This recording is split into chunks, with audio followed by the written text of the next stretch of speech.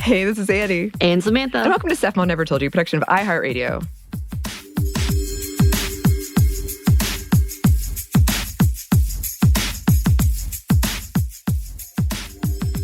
And today we are thrilled to once again be joined by our friend, colleague, sometimes researcher on the show, Joey. Thanks so much for joining us, Joey. We're so excited. Hi, Hey. for sure.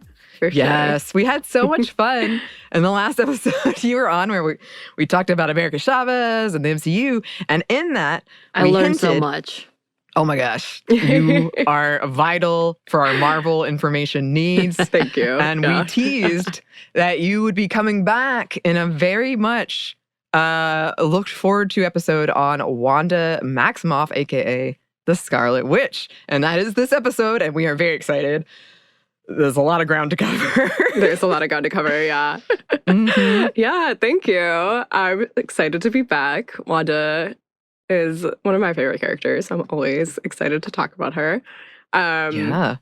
I think this is going to be a little less of a deep dive into her character and more of a just talking about how she's been portrayed over the years and how she's been portrayed in the MCU, which is a interesting topic. There's a lot of facial expressions going on, listeners.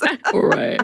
A lot of pregnant pauses and interesting facial expressions. Yeah, because honestly, though, I only know one perspective. So when you brought Wanda, and you're like, did you know? And I was like, no, I didn't. What?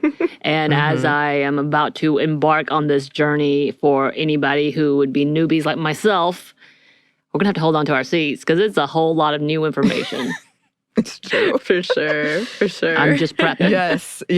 And I do want to say, I know I sent you some messages, Joey, after your episode came out, but people have written in and they are very excited. People do love this character very passionately. I'm glad. Yeah. Oh my gosh. Yes. And you just went to Comic-Con, right? And you saw some Wandas. I did. Yes, I saw a lot of Wandas. I did go to New York Comic-Con this past weekend. On Sunday, I was dressed up as Wiccan. Yes. Wanda Maximoff's son. Amazing. So if you saw me, I don't know. It was funny. I got a message like on TikTok right after that was like, oh my God, I saw you. And I was like too intimidated to say hi. And I was like, what? Like, I don't know. I think I'm the least intimidating person on the planet. But yeah. Anyways, but it was super fun. I took some fun pictures with a bunch of Wanda and Vision cosplayers. That was very cute. So Yes. had a lot of fun. And again, yeah, I'm super excited to do this episode. I do love Wanda Maximoff. She is one of my favorite characters. I'm about to criticize her character a lot, so I just want that right off the bat. I do love her. She is one of my favorite characters. That being said, there's a lot of interesting kind of things to talk about, I think, with her, which I would love to kind of go into. Yeah. And I think that's a great point to make, is that you can love something and you can love a character and still critique it, have criticisms of it, want it to be better. With that being said, just a heads up so listeners know what to expect. Joey, what are some of the kind of heavier things we're going to get into? Yes. So I'm going to talk a little bit about anti-Romani racism in particular, and also anti-Semitism and some of the history of that, and also kind of how that's appeared in a lot of like pop culture over the last couple decades. So heads up about that. Mm-hmm. Yeah. Perfect. Yeah. Mm-hmm.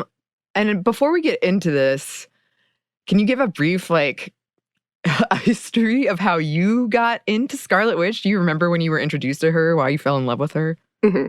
Yeah. That's an interesting question. I don't totally know. I think like I remember her showing up in a lot of the like cartoons that I watched. I think like the old like X-Men cartoon, and like I think she should, I don't know. I grew up watching like the old like 2000 X-Men movies. I think she's either mentioned or like shows up.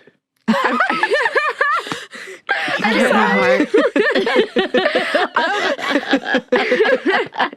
I was born in 99. I'm really sorry. I love you, I'm really sorry. Yeah. No, You are great. I'm just having an existential crisis. Keep going. Yeah, totally understandable. I think I got more into comics when I was like a teenager, and she was, again, like Young Avengers was one of the first series that I read, and she's a huge part of that. And I thought I've always been really into like witches in particular, so I thought that was really cool. Then ended up finding out she's actually Jewish, technically, in the comics, which I thought was cool.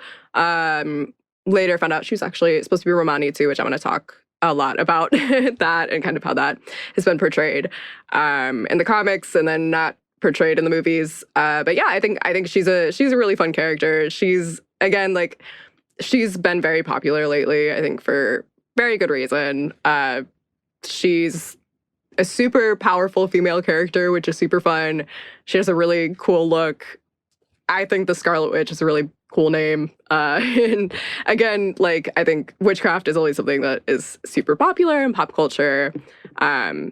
It's also becoming more and more popular as like a spiritual practice for a lot of people, particularly I think young people and women and queer folks. That's actually something really cool I think I've seen about her character recently is I've seen a lot of queer folks in particular that have kind of latched onto her character because she has a very cool kind of, I don't know. I think she could very easily be read as an allegory for a lot of that kind of stuff. So yeah. Yeah. We love Wanda. Oh, I love doing that kind of thing. No. Yes. We better not get on that rabbit hole though, because we got a lot of stuff to talk about. Definitely, yeah. So can you give us a bit of background about this character? For sure, yeah.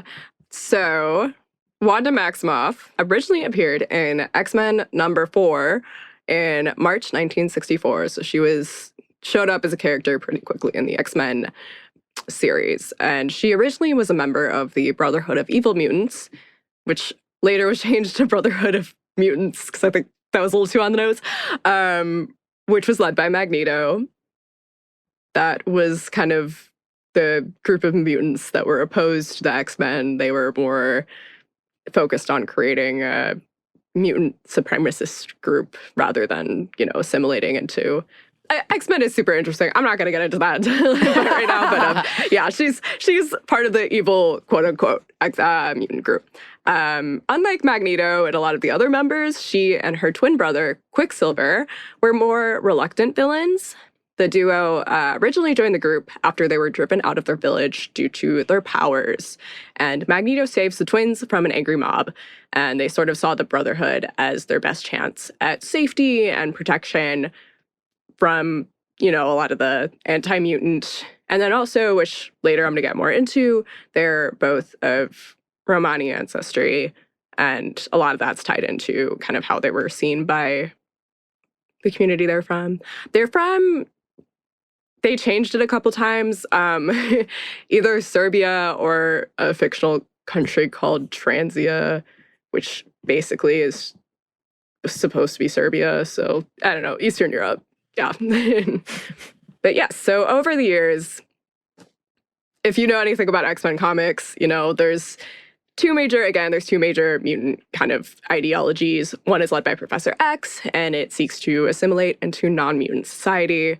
And the other is led by Magneto, and Magneto kind of goes back and forth sometimes, which leans more in the humankind is never going to accept mutants. We need to just completely separate from the human world. And then sometimes he also is more like, we need to be the superior, like, dominant group over humankind. Magneto's another fun character.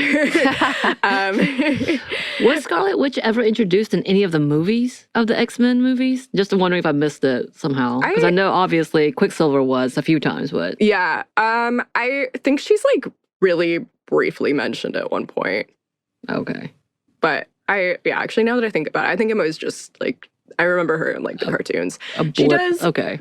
Yeah, she also, the Scarlet Witch and Quicksilver are interesting. I think some of that actually was because of, like, the weird, like, Fox owning some characters and Disney owning and others, because technically they are also, because they do become Avengers at one point. So I don't know, they're parent trapped it, I guess, and put one twin with one group and one with the other.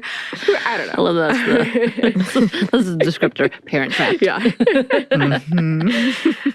Yes, they eventually do. The twins become Avengers. They switch sides, and kind of from that point, they're both sort of, they go back and forth between being anti-heroes and sometimes villains. They both, they're separate characters. They kind of do their own thing. But yeah, Wanda is one of those characters. I think she is definitely motivated by like a tendency to want to help people. That being said, however, I think she is, the X-Men are an allegory for a lot of things. I think, or I don't know, have claimed to be an allegory for a lot of things. Anybody who's sort of outside of mainstream society, whether that be people of color or queer people, how effective that allegory is another story. But I think Wanda's a really interesting character, kind of similar to Magneto, in that she has an identity that's sort of beyond her mutant identity that kind of makes her a target already. Magneto, he's Jewish. He was a Holocaust survivor. The Scarlet Witch, she's a Romani woman who, and obviously Pietro's her twin. I don't know if I said his full name. He's also Romani, but I don't know. Wanda tends to get targeted a lot more, which I think is interesting.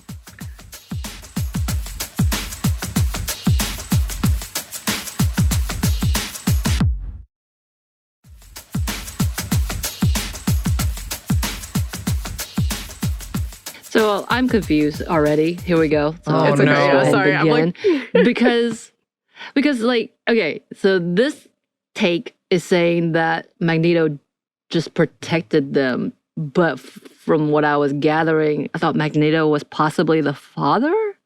yeah, we're getting to that. Okay, yes. So this is how they're Explain. introduced. Yeah, this is how they're introduced. Yeah, so in the 1980s, I believe they revealed that Magneto is actually the twins' father. The twins' parentage was sort of a mystery for a while.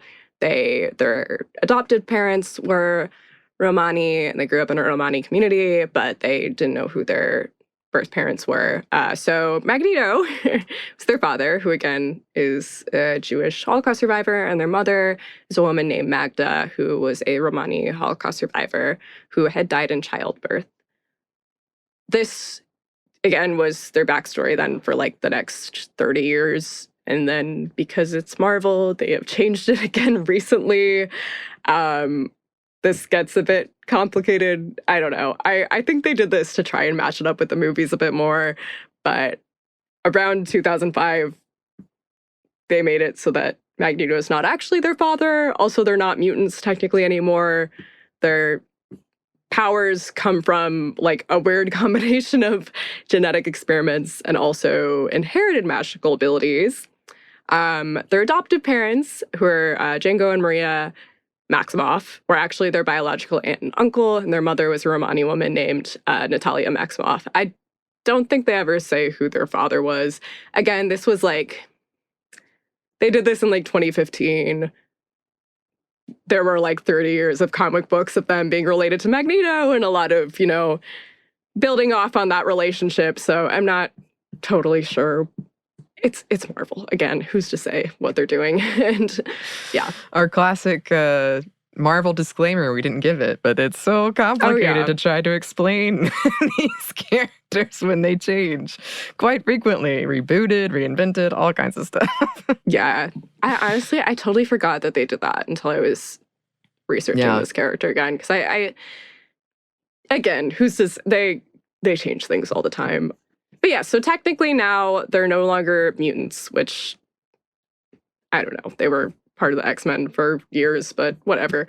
They're also no longer Jewish. That was never like a huge part of their character. But again, like, at least for me, and I know like a lot of other Jewish comic book fans, they were always like some of the few like very explicitly Jewish characters that Marvel had.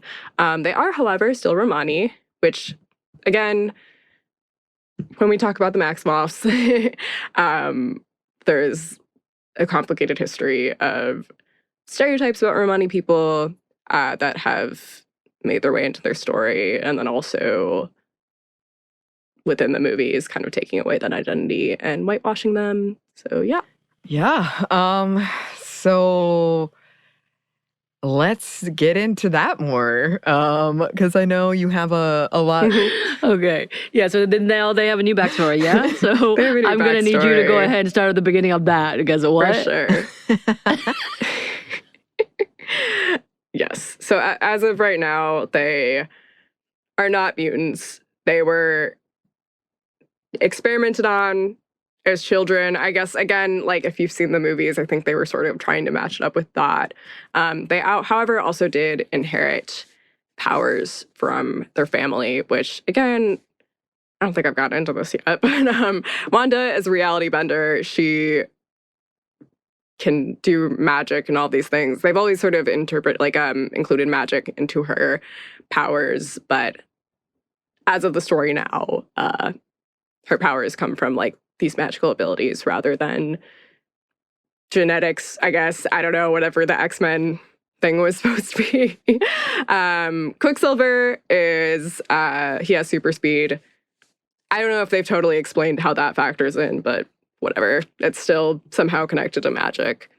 So according to this news story, powerful magic abilities have run in their family, and various of their ancestors have taken on the title of Scarlet Witch, including their mother, Natalia, or also their grandfather was the Scarlet Warlock, which is the male version of that. I don't know. I feel like they could have just kept it as Scarlet Witch, but whatever. Gender roles, I guess. Okay, so they're no longer mutants. We have jumped from, this is how I'm going to put this in my box. They've jumped away from X-Men to Avengers to being tested, but also already enhanced, which is what we saw. And I know this is not the same as comics, but this is how I'm connecting it. In WandaVision, where it finally comes out, she was always a witch, and that her background has always been witch, because even when she was a child, the reason she and her brother were saved was because of her magic, yes. Right? Okay, all right, I'm getting there.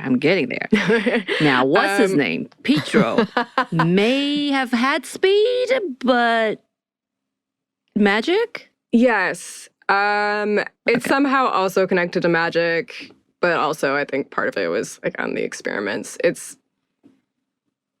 okay. It's Marvel. Did it enhance it maybe or it something? Probably enhanced like, is that it. supposed to be like that? Okay, I'm gonna assume that. I'm gonna pretend like I know that. Okay, and so Magneto is now out of the picture. Yes, Magneto is now out of the picture as of the comics going forward. I don't know how I feel about that. And they're not Jewish anymore. They're not Jewish anymore, yes. They were never very, like, Magneto's always been a very explicitly Jewish character. Right. I think they've always been, had Jewish ancestry, but yeah. I again, don't really don't love that decision to kind of deassociate them with Magneto and all of that, but that's the canon right now. Okay. Mm-hmm. But they still remain Romani, even though I know it as Sokovia because of the they changed it to Sokovia for the movies. Which I don't know why. It's a whole different conversation. Yeah. I've caught up. I think now I have the parallel universes going through, because you need to know, during WandaVision, I was texting Anney going, what the hell just happened?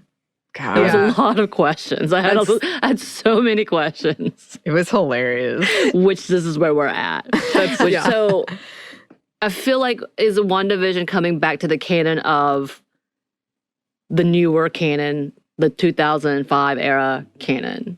I think so, yeah. So that's, again, kind of, I'm going to talk a bit later about some of the early 2000s, 2010 comics that inspired WandaVision that are interesting. I think that delves a lot more into also some of the criticism of like misogyny and how that plays a role in Wanda's character.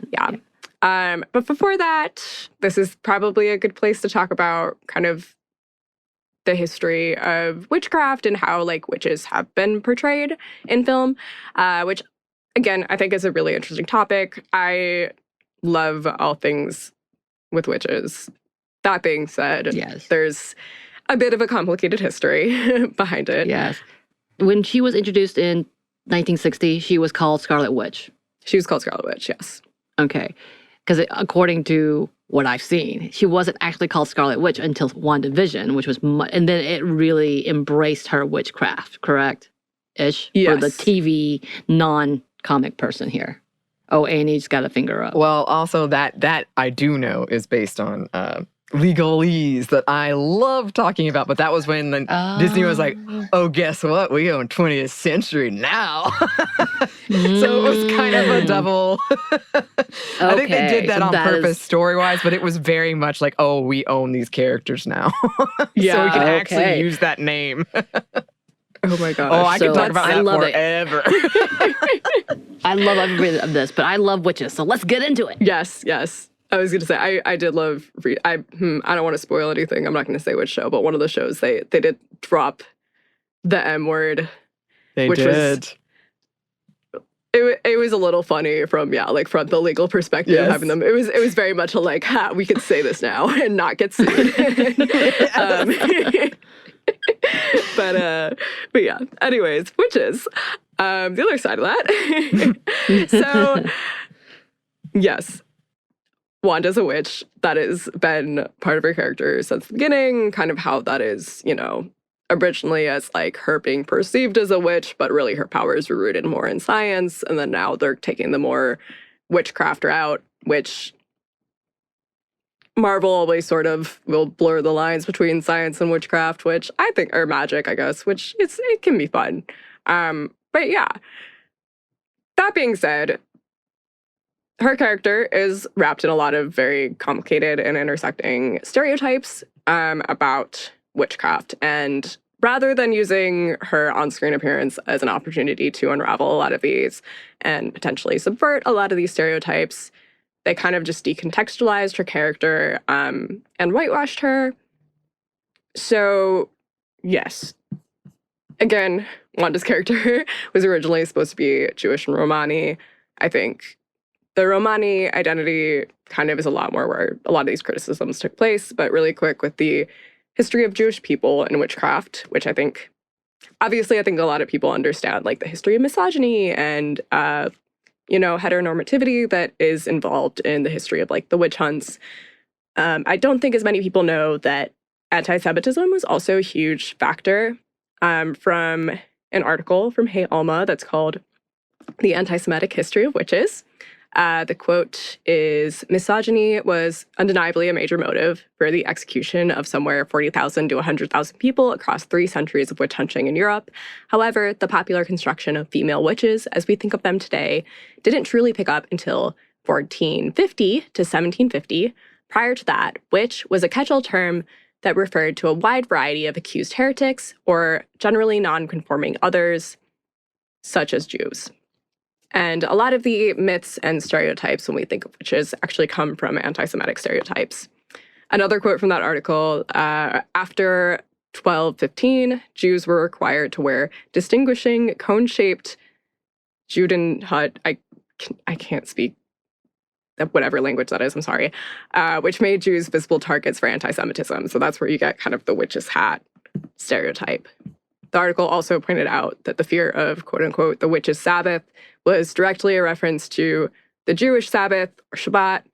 This is a whole other topic, but we could totally go into how Wicca and a lot of kind of neo-pagan practices have appropriated this term now from Jewish culture. I'm not going to get into that. That is a whole other discussion. So yeah, there's definitely an interesting history there. The misogyny element does exist. Obviously, regardless of your ethnic background, women were often persecuted as witches if you sort of fell outside of the patriarchal norm. But if you were a woman of color, if you were a Jewish woman, if you were any other ethnic minority in Europe, you were more likely to be targeted. And men too. It wasn't just women if you were part of that other identity. So then Romani people, on the other hand, this definitely, I think, is like a lot more complicated of a history. From a National Organization of Women article from 2017, the quote, the media offers 2 stereotypes of Romani woman, the beggar who is dirty and exploiting social welfare, and a hypersexualized magical being who threatens the patriarchy. And again, hypersexualized magical being who threatens the patriarchy could very clearly be describing Wanda Maximoff. Yes. Additionally, I think there was a really interesting quote from Georgia State University dissertation written by Melanie Covert on the representation of Romani people in contemporary media. And she called anti-Romani racism the last acceptable form of racism, which I think is incredibly telling.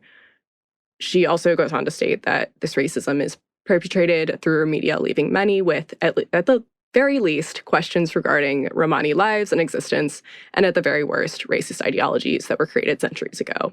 So again, Wanda embodies a lot of these stereotypes.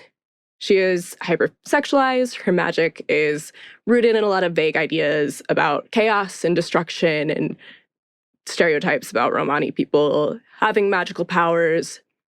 That being said, I think there was room for Marvel to sort of rework this story in a way that could have been a very interesting, like, subversion of a lot of these stereotypes. Obviously, Marvel's been around for decades. There are plenty of very problematic versions of marginalized characters that, you know, were created, particularly around the 60s. Killmonger from Black Panther was one character. If you look up his comic book character, it is very different. Shang-Chi, I also read an article about. I don't know as much about Shang-Chi's comic book history, but I think his father in particular embodied a lot of very, like, Orientalist stereotypes. Moon Knight even, not so much the Jewish stereotypes, but definitely, like, a lot of the, you know, Orientalism around Egyptian mythology and history. And when they made that show in particular, they did hire an Egyptology consultant and included Egyptian creators to work on the series. They did do this with, like, a lot of other series, like Shang-Chi, Black Panther, obviously. So it's interesting that rather than kind of taking this route with the Maximoffs, they just cast 2 white actors and completely erase the fact that they're not supposed to be white. They're not supposed to be, yeah. It's so that was an interesting decision, I think. Agreed. I don't know if interesting is the right word. Yeah. Obviously, there's also exceptions. I do think people tend to forget Doctor Strange was another movie that was, like, very heavily rooted in Orientalism. The comics are very heavily rooted in Orientalism. They still whitewashed the Ancient One in the first movie, which, again, I think people forgot that very quickly, but yeah. Yeah. Yeah, I feel like to have that kind of history and that background and to just not include it at all. I've always felt like Wanda's character in the MCU, who I love in a lot of ways, but I've always felt like she was sort of like a tack on. Like, she's like, oh, we need this here now. But it's never like, it's always sort of like, that's the vibe I got anyway, that she was sort of, oh, put her in there now. Take her out. She's not useful right now. But definitely like, doesn't give her, like, a consistent storyline, or like when they do with WandaVision, then the next thing is like WandaVision never happened. I don't know. I've always felt like they sort of just use her however they need for usually the white man's story, the main white male character hero, and she's just like. Which I will say, I think that is an issue that started in the comics. You know, she was a character. Again, it's a story was written by white men in the 60s, and she has a tendency to be very hypersexualized. She's been a love interest for basically every male character. She wasn't really created as, like, a feminist symbol. I think that is something that people kind of took on later, which, again, I think that's really great. I think she is a character with a lot of potential, but I think it's interesting that instead of leaning into that potential, like Marvel has with some of their other characters, they've just kind of continued that narrative of her being this sort of, like, almost like an object within other people's stories. There was another really interesting, kind of going back to the whole Romani representation piece from that dissertation I mentioned earlier, that Covert had said, while revelation of her Roma origins may or may not lend itself to the quote-unquote mystical trope, associated with the Roma, the fact remains that the writers of Marvel Comics created a superhero with Roma origins that remained unacknowledged. Her backstory in the comics highlights the persecution and prejudice faced by her parents, who are both Roma and Jewish. Again, kind of going back to that earlier backstory, I think Magneto is a fantastic character to talk about anti-Semitism. But yeah, they, again, with Wanda's character, they just sort of moved on from that. Back to the quote. Despite her special powers, her backstory has the potential to highlight the history of the Roma people in a realistic way, bring their story into the notice of mainstream America and others worldwide. Again, her kind of identity is mutant and being kicked out of her town. Her and Pietro, again, Pietro is also whitewashed. I feel like people focus a lot on Wanda, but again, Pietro is also Romani, also whitewashed, but their story of being kicked out of their town and persecuted for their mutant abilities really reflects that kind of history. When casting the movie, this character was cast as a blonde-haired, blue-eyed woman, a possible but not common look for the majority of Roma. I think also, again, with that, like, with a lot of the anti-Semitism too, you know, there is a discussion there, I think, to be had about, you know, obviously not ignoring the character's Jewish identity isn't the same thing as whitewashing, but it was a little weird to cast somebody who is, like, very, like, blonde hair, blue-eyed, kind of traditional European beauty standards looking person. Especially, again, kind of going back to the whole history of witches and how a lot of those looks are rooted in anti-Semitism. But yeah. And also the weird back and forth accent. Yes. Oh my God, yeah. That was really weird. That was one of the most baffling things. I'm like, why does she have an accent now? What's happening? Then she doesn't, and then she does. And you're like, Yeah. okay. There was like I forgot where it was from, but there was an article I was reading about. It was like all the issues with WandaVision, and one of the ones they pointed out was like, there's like literally a line where like the Pietro comes in, he's like, what happened to your accent? And they're like, yeah, what did happen to her accent? Like, all right. Yeah. That's odd, but okay. Next, I guess. Yeah. But yes.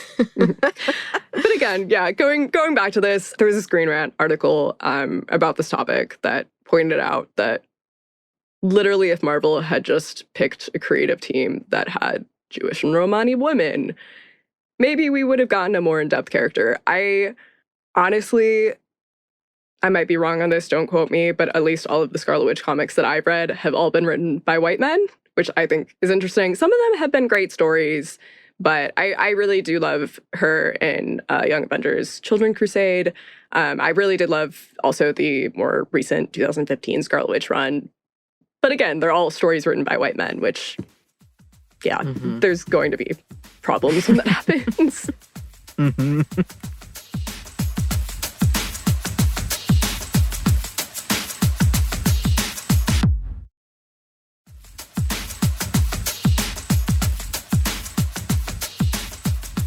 I think Wanda in particular is an interesting character to talk about when we talk about like witches in entertainment media, because again, there is that cultural history of ethnic minorities in particular being persecuted by witch hunters. I think one of the things that I found is, because obviously like the idea of a witch and like the character trope of a witch is sort of having a resurgence and having like a positive resurgence. That being said, I think, like, if I were to ask you guys to tell me what you think of when you think of, like, a witch, there's probably, like, two main images that come to mind. One is sort of the, like, traditional, like, Disney villain, evil witch. They're typically older. A lot of times, big nose, dark features, fun little intersection of, you know, misogyny and also racism and anti-Semitism.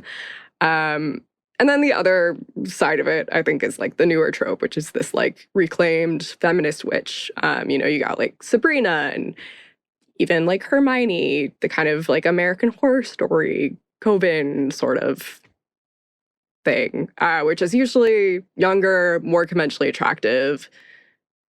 And again, I think the MCU's portrayal of Wanda Maximoff very clearly falls into this sort of second category.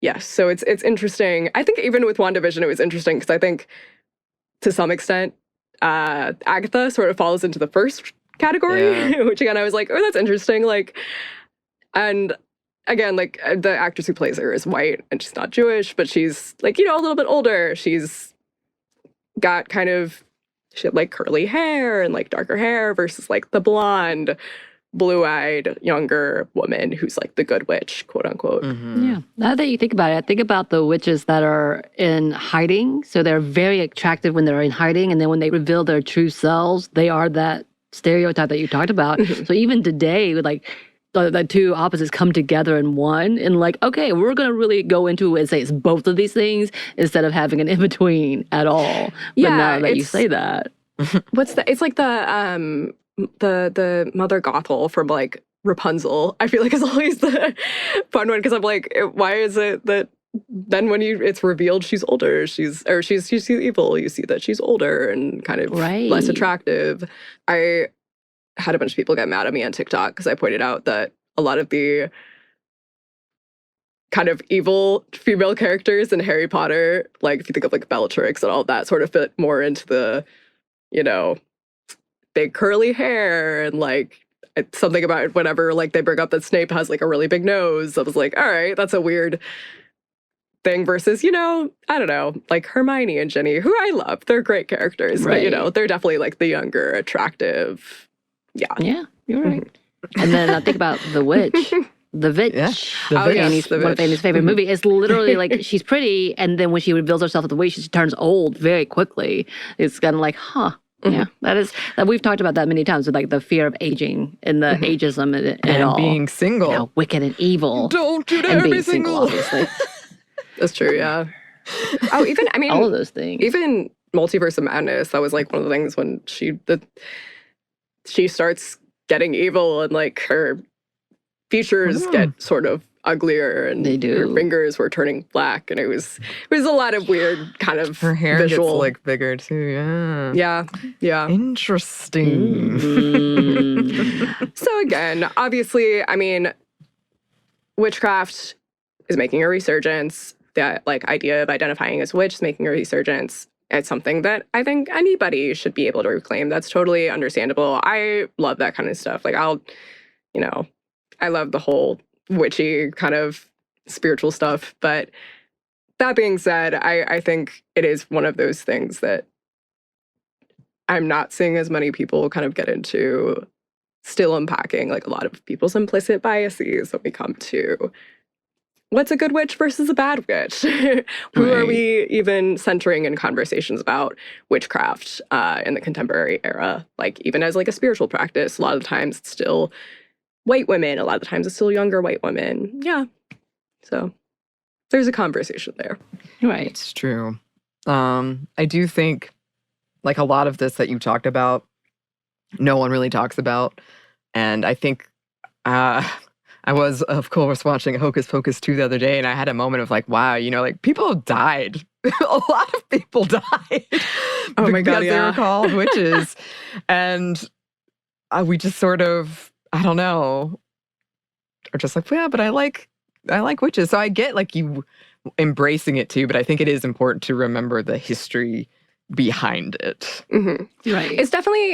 It's interesting, and I think I'm on like witch talk on TikTok a lot. And it's interesting because I think there's two sides of it. There's a lot of people that are still, you know, with any community, we live in a pretty white supremacist world. People are going to have racist biases. People are going to have sexist biases. People are going to have ageist biases, heteronormative, all of that.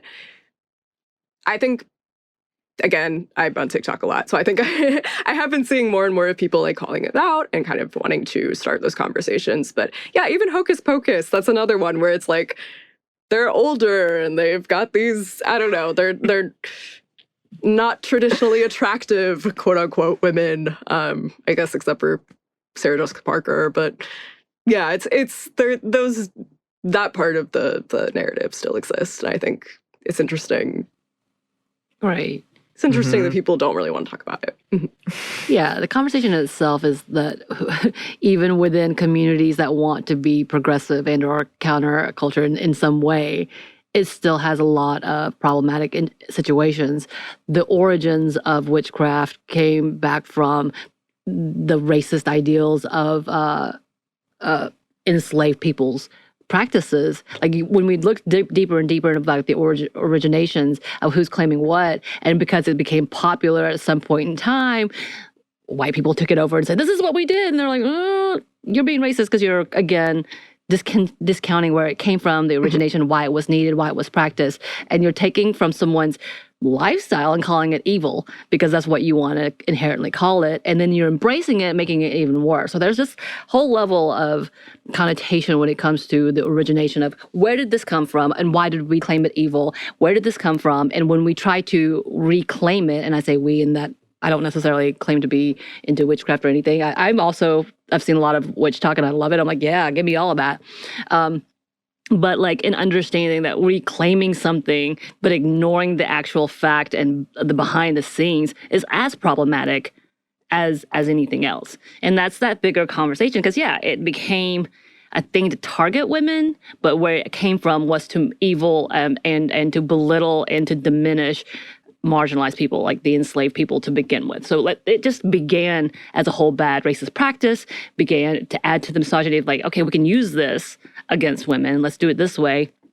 To now, we're going to reclaim it. But this, again, is problematic because you're ignoring the origination of what this conversation is. So not only are you insulting what should have been the story to begin with, whatever that original story is, but you're also insulting the origination and the downfalls and the trauma that it has caused because people want to claim this to be one way or another and then whitewashing that and then making it a hobby. Like, it's just so deep into what this conversation could be. And then having this here, like, we can't even enjoy it to reclaim it because you are ignoring and dismissing who it should be by and who it was made for.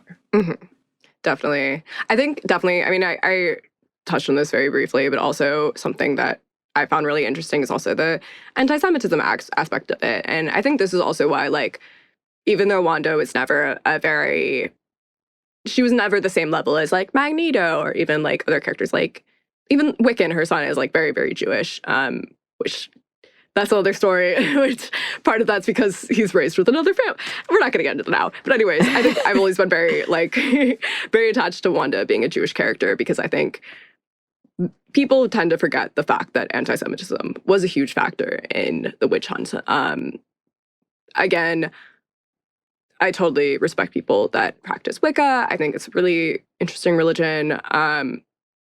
There is a huge history of anti-Semitism and cultural appropriation from a lot of Jewish practices and the kind of erasure of the fact that anti-Semitism, again, was a huge factor in the witch hunts that, you know, is a part of Wicca and is part of the history of that practice. That, again, I think there's more and more people kind of speaking up about it, more and more individual creators, but it's still something that all of these things go hand in hand. Like, it's... Right. Everything's intersectional. Yeah. Right. It's a layer upon layer. And that may be the very reason why they didn't focus on Scarlet Witch being Jewish, because they're like, we can't add too many layers for her. She's a woman now, and she's Romani, so we're going to leave it at that. Keep everything a little quieter. Oh, yeah. No, I mean, it was really weird. So when I talk about them taking away her Jewish identity, there's one shot in Civil War where they put a cross in her broom. And it's really weird because it's really subtle, but it was like, why did you do that? Like, why? That was an intentional thing to do. Also, right. I mean, the other side of it, technically they changed their back. I get that they had to change their backstories to make it, you know, fit into the MCU canon, but they had Pietro and Wanda join a Nazi group, despite the fact that, again, in the comics, their parents are Holocaust survivors, which interesting decision. I don't know. That's another one that I think I don't see people talking about as much, but that was definitely one that I was like, huh, okay.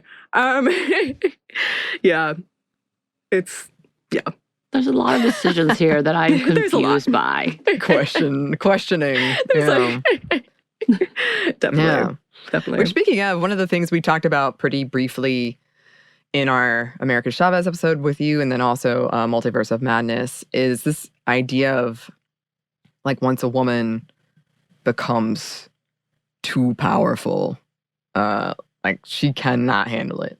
And that goes hand in hand with, I think, a lot of the tropes we get about witches too, is like they get too much power and then they're dangerous and now they're evil and all of that stuff. So can you talk about that a little bit more? Yes, definitely. So first off, we have MCU Wanda, which you guys have already talked about. Multiverse of Madness. That was a whole mess. There was a Wired article about Multiverse of Madness that I found that had a really interesting quote where they compared her to Jean Grey in the X-Men, which is another character that is very subject to a lot of the women can't be trusted with power. But yeah, they pointed out the fact that Wanda's story is very similar to Jean's story in the Dark Phoenix saga, particularly. The article said, powerful women just can't be trusted. You never know what they're going to do, is sort of the takeaway from both of those storylines. The article also pointed out, obviously Wanda in the comics was subject to a lot of this, similar to what she was in the movies. House of M is an interesting series. It came out in 2005. It was written by Brian Michael Bendis. It served a lot of the inspiration for WandaVision and for Multiverse of Madness, which I think is really interesting. Basically, the series takes place after Wanda, again, she creates these children sort of similar to WandaVision and then loses them in a very similar fashion. She suffers from a little bit of a mental breakdown, which I think that's totally understandable. But again, it's one of those, it does like delve a little bit into the like female hysteria sort of thing. And because she has these powers that are getting out of control, some of the Avengers and some of the X-Men talk about maybe just killing her, like maybe just, and her father, Magneto, and her brother, Quicksilver, kind of overhear this and get her to create this false reality where mutants are the ruling class. Magneto's king of the whole world, apparently. Also, interestingly, it's like this kind of world where a lot of other characters get their like quote unquote idealized lives. So they show Spider-Man in particular. He lives in a world where he's famous and Gwen Stacy's alive and they're married and they have a kid. Captain Marvel, Carol Danvers, actually, she was originally Miss Marvel. This is the first time we see her as Captain Marvel. She's a much more like independent character. This aspect of the story I actually really love. I have mixed feelings about House of M. I think it's an interesting story. It gets into a lot of misogyny sort of stuff, but I think the whole like idealized reality stuff is really interesting, which I think WandaVision, that was something I liked about WandaVision, I think was really cool. But again, it ends a bit weirdly. Wanda kind of realizes what happened, and the sort of illusion ends, and she casts this spell that, if you've ever seen the like no more mutants thing in relation to her character, this is what it's from. She takes away the powers of a lot of mutants, basically, like the majority of mutants in the world, which leads to chaos. This eventually leads to the Avengers disassembling, and Wanda disappears at the end of it. Again, they kind of did this to like set up a lot of other stuff. This is like what sets up Young Avengers and sets up a lot of the like darker Avengers sort of plot lines that happened in the 2000s, which, but yeah, the main criticism I've seen of it is the fact that it definitely delves into like a lot of the like female hysteria. Wanda's, too powerful for her own good. She can't control these powers. She's very easily manipulated by her father and her brother to create this world where, all this happens, and then in response to seeing what happened, just decides to take away everybody's powers instead of like, I don't know. It's an interesting story. But yeah, the Wired article that I mentioned earlier pointed out the fact that a lot of the movies have kind of delved into that aspect of the story where it's very rooted in like Wanda can't control her own powers. She's like, should we trust her? Even like going back to like Civil War, I remember that was like a big thing, was like, oh, Wanda's like a weapon. She's not a human. And again, I mean, this was a comic book series that came out 20 years ago. They've written a lot of stuff since then that's really redeemed Wanda's character. And the article pointed this out, saying multiple creators spent years redeeming the comic book Wanda in everything from Avengers Children Crusade to the trial of the Scarlet Witch. However, on screen, Wanda is stuck in the same hero turned villain sort of limbo. Again, the article states, it just seems unnecessary. They could have just let her be a hero. She's already proven herself to be. Again, she starts off as an anti-hero, so it seemed weird to delve back into the, like, now she's a villain.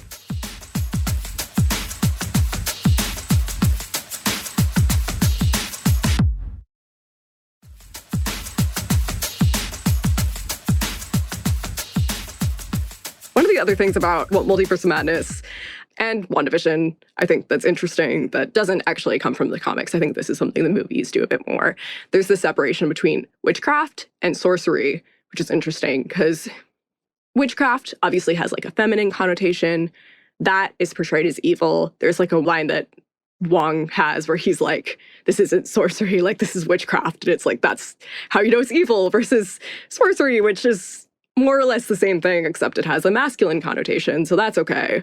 So that's, again, like an interesting kind of, again, unpacking the whole cultural narrative behind what's witchcraft versus sorcery, or warlocks versus witches versus sorcerers, all that.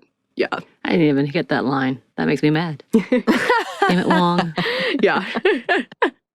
I didn't even realize. You know, I think one of the things that disappointed me about, there's many things about Multiverse of Madness, it's because it felt like in WandaVision, they addressed her grief pretty well. And that was one of the big things. Like, a lot of people came out with, like, I really felt every word she says, and lost, like, losing a spouse or a loved one, feeling that angst and making those mistakes and trying to undo those mistakes, but at the same time understanding that this is how I feel, and the emptiness without being cheesy. And then they come back to this and be like, not that grief can't be always like fluctuating, because it is a constant for sure. But the way they ended it was like such a level of like, man, why? No, for sure. I get the criticism of House of M. I think there's a lot of like kind of problematic descriptions of like women with power.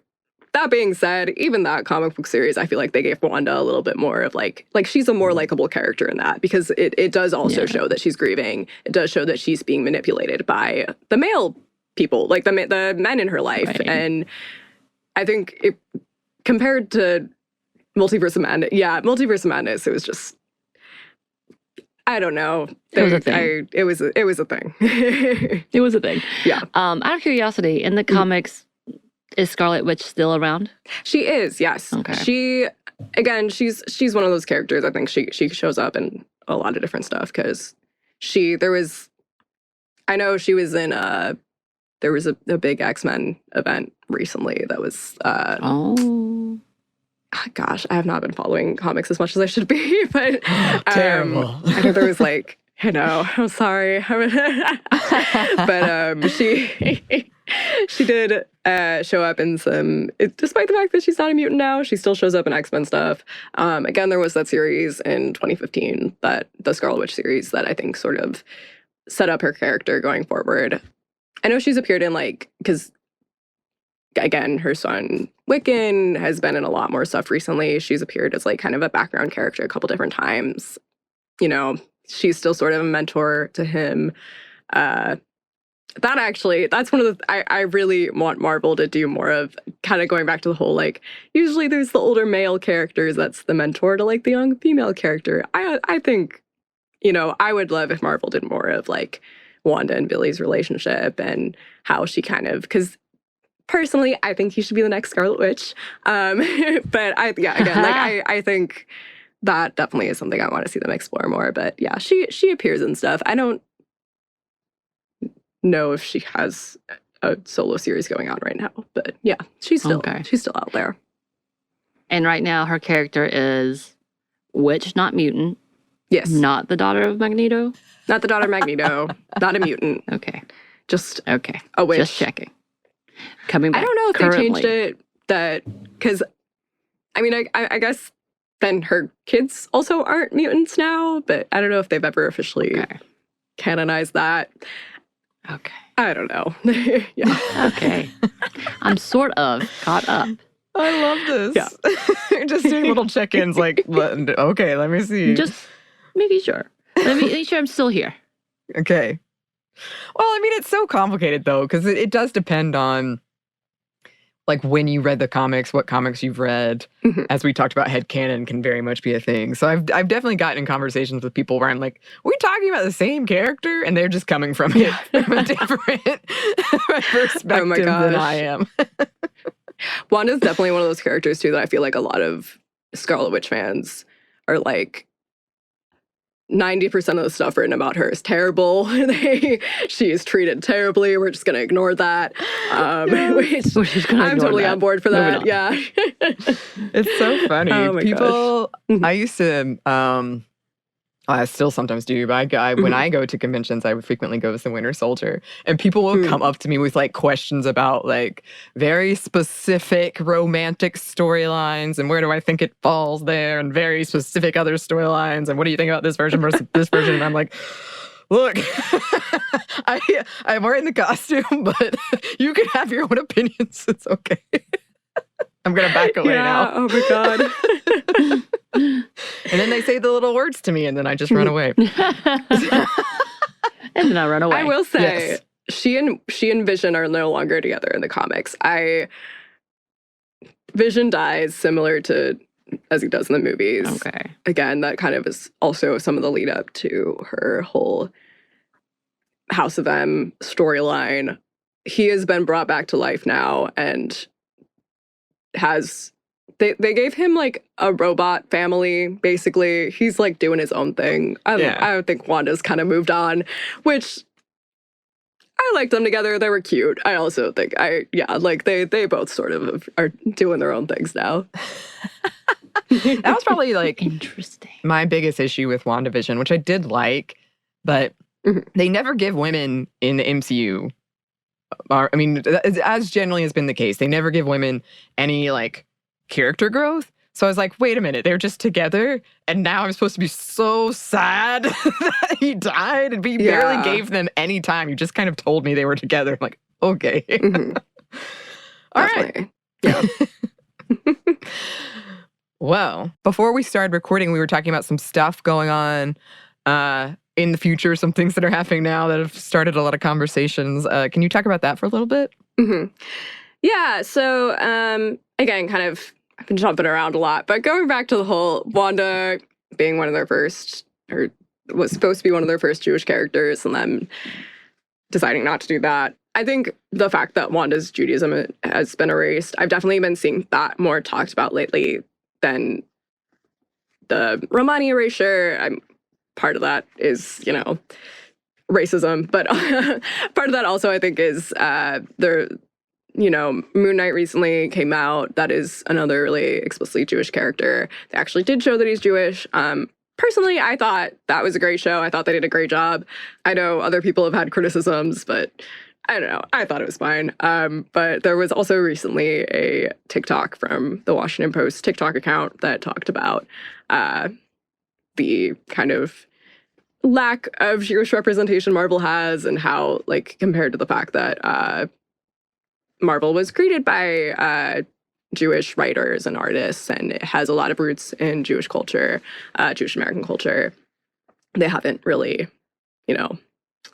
had a lot of Jewish characters. Again, I think this is like a more complicated issue because I think people have a tendency to want to like simplify everything to like, oh, it's whitewashing, or it's the same thing. It's not the same thing as whitewashing. Obviously, like, whitewashing comes from the fact that it's very hard for people of color to get the same roles in Hollywood as white actors. White Jewish actors don't have that problem. There are, Scarlett Johansson, Paul Rudd, they're Jewish, they're in the MCU, they play major characters. There are, it's not the same as whitewashing, which I don't know. I think, again, that is something that I've been seeing well-meaning, like, TikTok creators and, like, Twitter stuff about it, but it's not the same thing. That being said, obviously, like I said before, there are issues with erasing Wanda's Jewishness, and having her be part of a Nazi organization, all this kind of stuff. Marvel's response to that recently has been to announce their first canonically Jewish character in their movies. Again, they had Moon Knight already on the TV shows, but in their movies. And of all the characters, they decided to go with Sabra, who was a very strange choice for a lot of reasons. Sabra was a character created. She's a mutant, technically. I think she's a Mossad agent. She works for the Israeli government. She is kind of supposed to be the Israeli version of Captain America. Her comic book character is very explicitly racist. But there have been plenty of, people on Twitter and TikTok and all that now that have pulled up specific comic book panels of her saying incredibly racist thing about Arab people, about Palestinian people, which is not good. She also, she was a very Zionist character. It was a strange decision, I think, particularly right now again, it's a very problematic character.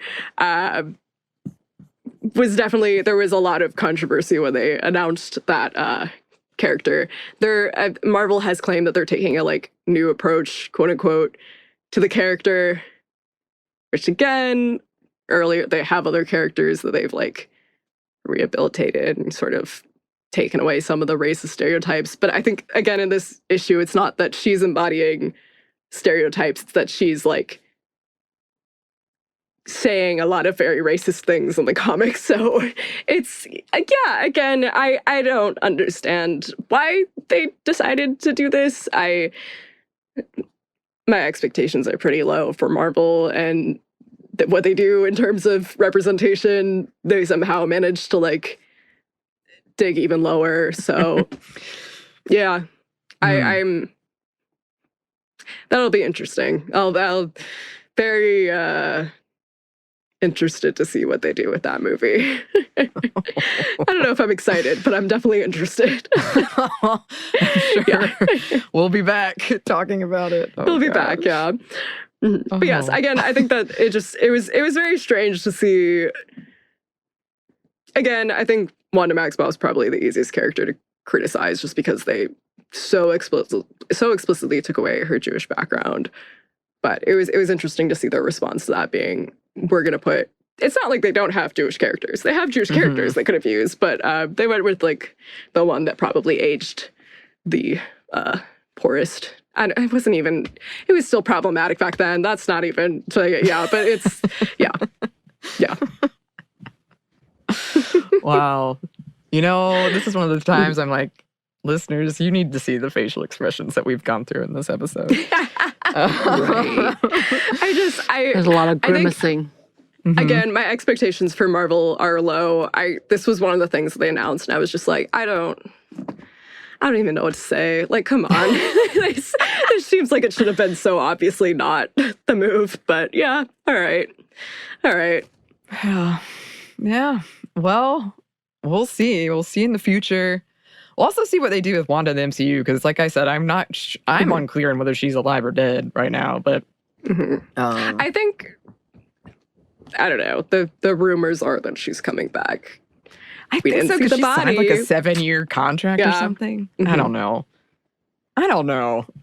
Elizabeth Olsen seems to be very enthusiastic about playing her, so I think she'll come back. But yeah, we'll see where they go. We'll see where they go with it. Yeah, we'll see. Maybe. I mean, I feel like we've come 2 full circles of her dealing with grief and hopefully healing somewhat. So maybe we'll see another. I don't know. Well, something. Yeah, that will be for future us to talk about on this podcast.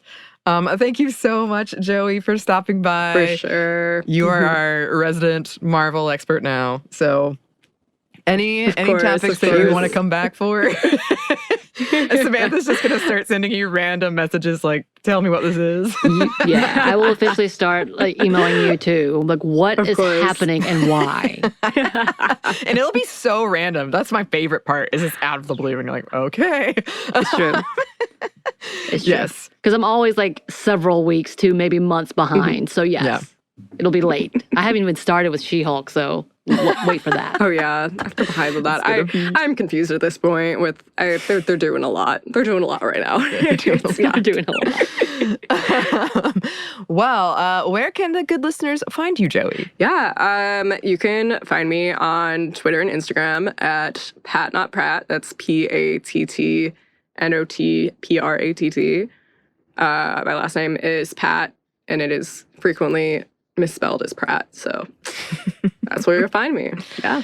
Yes. And I look forward to seeing some of the pictures from Comic-Con. Oh, for sure. Yes. For sure. And listeners, if you want to contact us, you can. Our email is stuffmediamomstuff@iheartmedia.com. You can find us on Twitter at momstuffpodcast or on Instagram at Stuff Mom Never Told You. Thanks as always to our super producer, Christina. Thank you. And thanks to you for listening. Stuff Mom Never Told You is a production of iHeartRadio. For more podcasts from iHeartRadio, you can check out the iHeartRadio app, Apple Podcasts, or wherever you listen to your favorite shows.